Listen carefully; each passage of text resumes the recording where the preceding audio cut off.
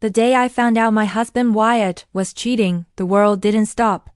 There was no dramatic confrontation, no shattered glass, just a quiet, sickening lurch in my stomach.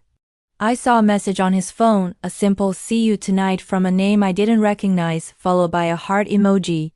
My heart, on the other hand, felt like it had turned to stone. My first instinct was to scream, to throw the phone at him, to demand answers, but a strange, cold calm washed over me. I placed the phone back down exactly where I found it and walked away. I said nothing. That night, when he said he was going out with friends, I just nodded and smiled, a brittle smile that felt like it might crack my face. "Have fun," I said, my voice betraying nothing of the storm raging inside me. This was the beginning of my silence. I decided not to confront him, not yet. I needed a plan. For years I had been Eleni, Wyatt's wife. I'd poured everything into our marriage, our home, supporting his career while mine took a back seat.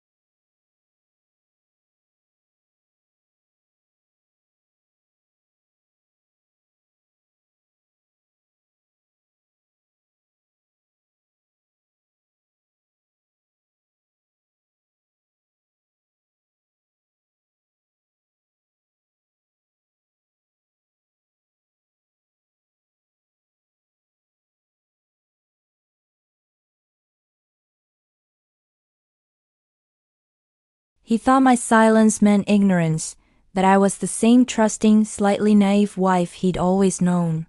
He had no idea that my quiet smiles were masking a meticulous operation. I became a detective in my own home. I learned the other woman's name was Chloe. I found their receipts, their dinner reservations, their weekend getaway plans. I didn't collect this information for a dramatic confrontation.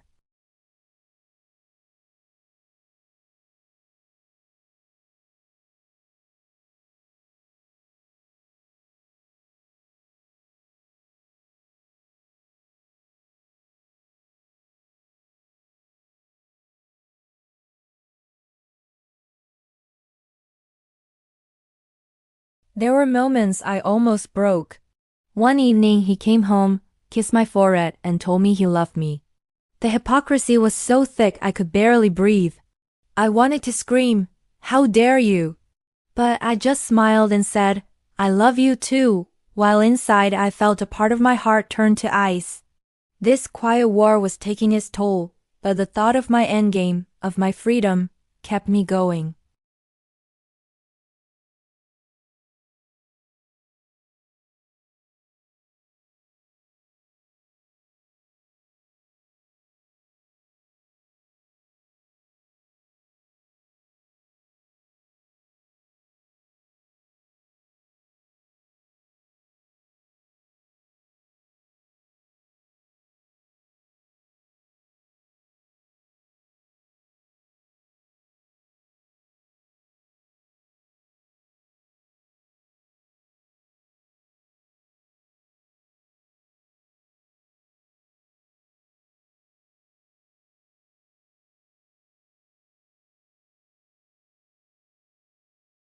Instead, he found me sitting in the living room, surrounded by boxes. My boxes. He looked confused. What's all this? Spring cleaning, he asked with a nervous laugh. I finally looked him straight in the eye, and for the first time in months, he saw something other than placid affection. He saw strength. He saw finality.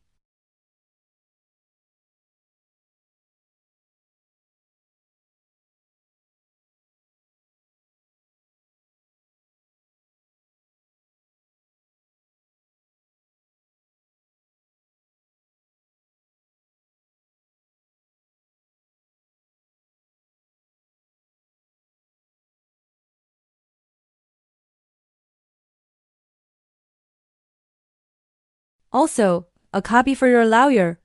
My lawyer, by the way, will be in touch tomorrow to discuss the divorce proceedings. The color drained from his face. He stammered, trying to form denials, excuses. Eleni, we can talk about this. It's not what you think. But his words were empty. He was looking at a woman he didn't recognize. I stood up, picked up my purse and the last of my boxes.